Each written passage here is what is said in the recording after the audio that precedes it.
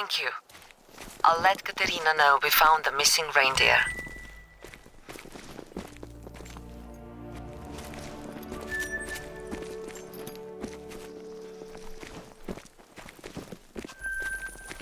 You've cleared every obstacle we've encountered, but take a moment and think. Are you ready to hunt a dangerous bear? Do you have the right guns? The right gear? If not, head to an outpost to prepare yourself. Seriously.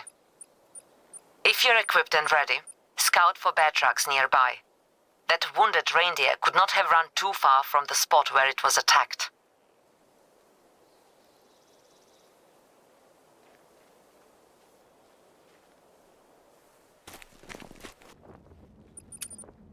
Okay, the storm is over, and we're back to the slightly more tolerable version of sub-zero weather.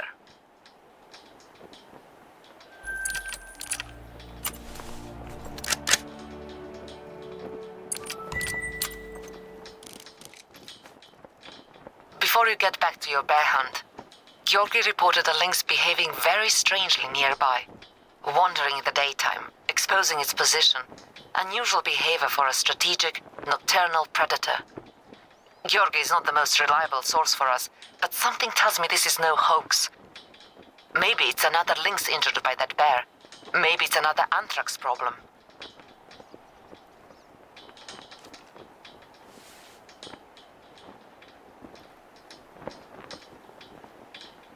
I'll mark the area Georgi reported on the hunter mate. Have a look.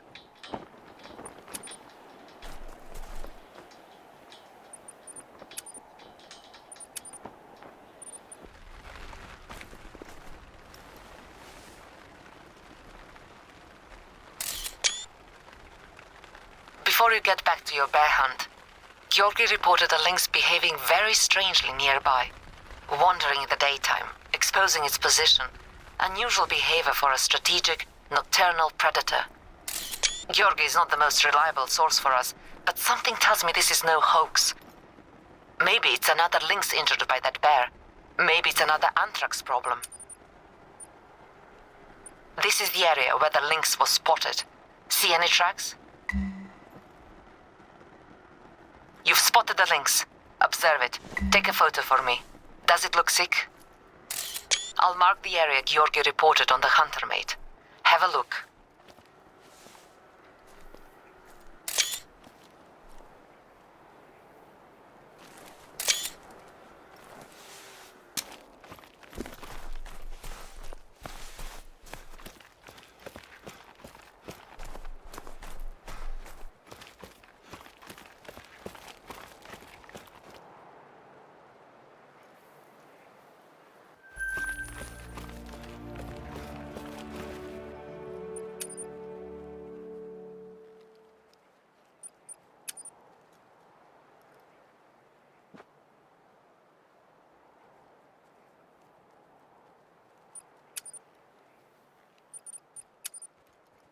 You need to get back on the bear hunt. So it's time you understand what you're up against. The locals think that a radioactive mutant lives on Pustaya Mountain, but I know what's really up there, and it's my fault. Head to the area marked on the hunter mate, and I'll explain. My previous expedition. You know, they were enthusiasts, not professionals. Passionate amateurs, like Gunther Baden. One day I sent some of them to observe a rare, exotic bear, an albino brown bear. As long as they didn't provoke the animal, what harm could come from documenting its presence?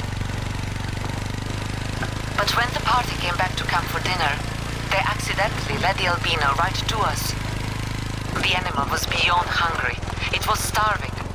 I put myself between the bear and the team, and I shouted, and I stood my ground, but it kept moving forward. It took one swipe and I was on the ground. I put both buckshot rounds from my shotgun into its chest, point blank. It howled and ran off. I tried to get up and chase after it, but might as well rip this bandage off quickly. So, I can't walk. For now. With a year in physical therapy, maybe I will graduate from chair to crutches.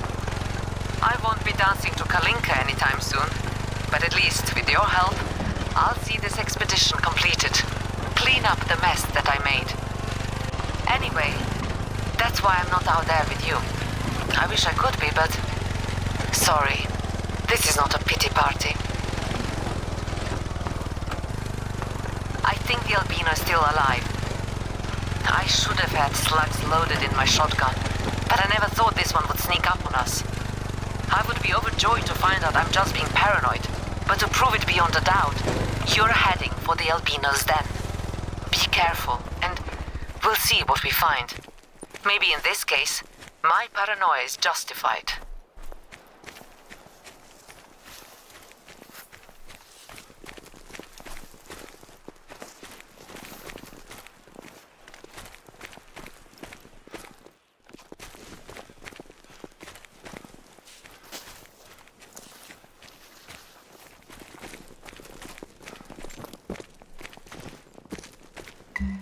You've reached Pustaya Mountain.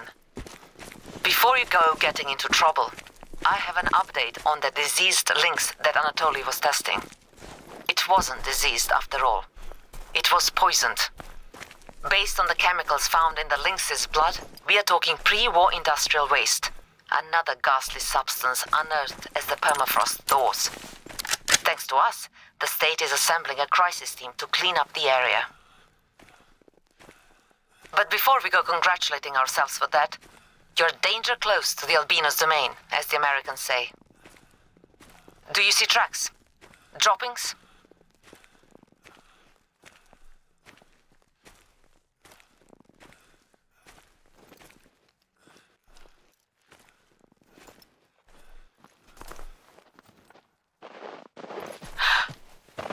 That's him. The Albino.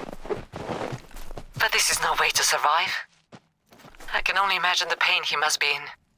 Please, end his suffering.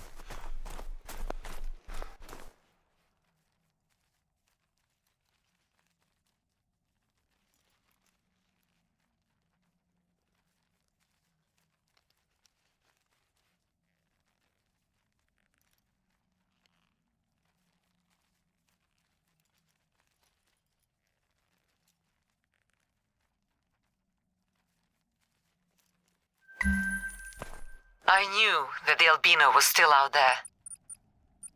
Ever since that day, I felt this chain, linking my pain to the Albino's pain. Every night, dreaming of my Albino counterpart, roaming the wilderness, starving and driven mad by a chest full of steel. Such pain! No wonder he attacked those animals without eating them.